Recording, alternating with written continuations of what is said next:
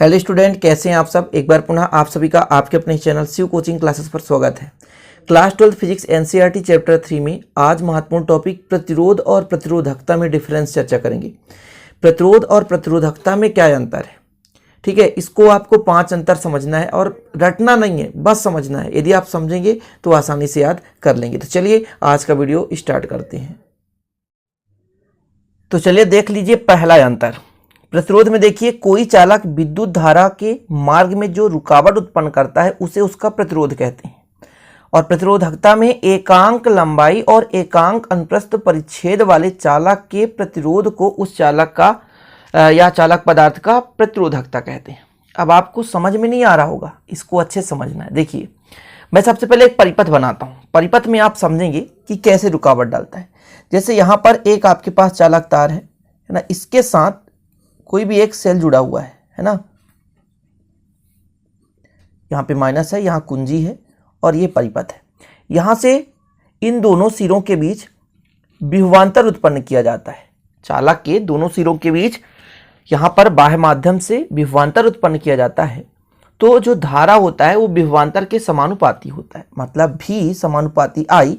और जब समानुपाती हटाते हैं तो आर आई हो जाता है। और जब R का मान इससे निकालना चाहते तो V/I। जो प्रतिरोध होता है ये चालक तार द्वारा परिपथ में जो रुकावट उत्पन्न करता है। समझिए थोड़ा सा, प्रतिरोध एक प्रकार का रुकावट है, एक चालक तार है जो कि परिपथ में विद्युत धारा में रुकावट डालता है, उसे प्रतिरोध कहते हैं।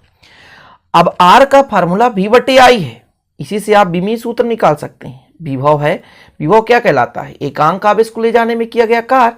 तो यहां पर V का मान रखेंगे तो विमीय सूत्र निकल आएगा। हालांकि यहां पर डिफरेंस समझना है।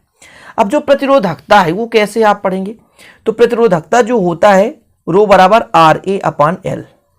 अब यदि क्षेत्रफल में इकाई और लंबाई में इकाई मान रखें तो रो बराबर R हो जाता है।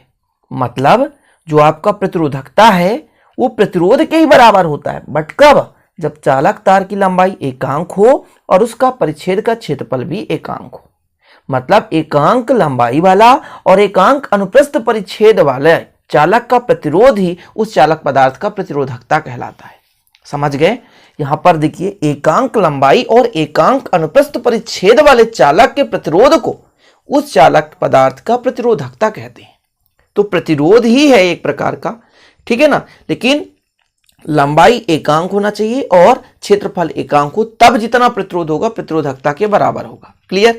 दूसरा कंडीशन है, यह चालक की लंबाई और अनुप्रस्थ परिच्छेद पर निर्भर करता है, और यह चालक की लंबाई और अनुप्रस्थ परिच्छेद पर निर्भर नहीं करता, यह एक नियत राशि है।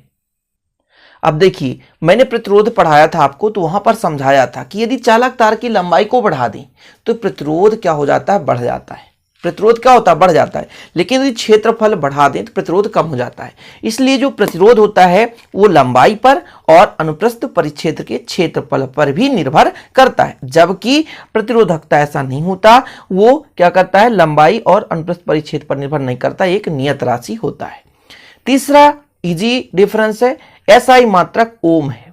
SI पद्धति में मात्रक ओम है, प्रतिरोध का मात्रक ओम है और इसका होता है ओम मीटर। क्या होता है स्टूडेंट, ओम मीटर होता है, ठीक है। चौथा है, प्रतिरोध चालक का एक गुण है, जबकि प्रतिरोधकता चालक पदार्थ का एक विशेष गुण होता है। तो ये तो इजी है यार, ओम है, ओम मीटर, ये एक प्रकार का गुण है और ये विशेष गुण है। अब विमीय सूत्र आप चाहे तो याद कर लें और चाहे तो निकालना सीख लें, क्योंकि मैंने प्रतिरोध में आपको समझाया था कैसे निकालना होता है। इसका होता है m L² T⁻⁻2 1⁻⁻2 और प्रतिरोधकता का हो जाएगा m L³ T⁻⁻3 और 1⁻⁻2।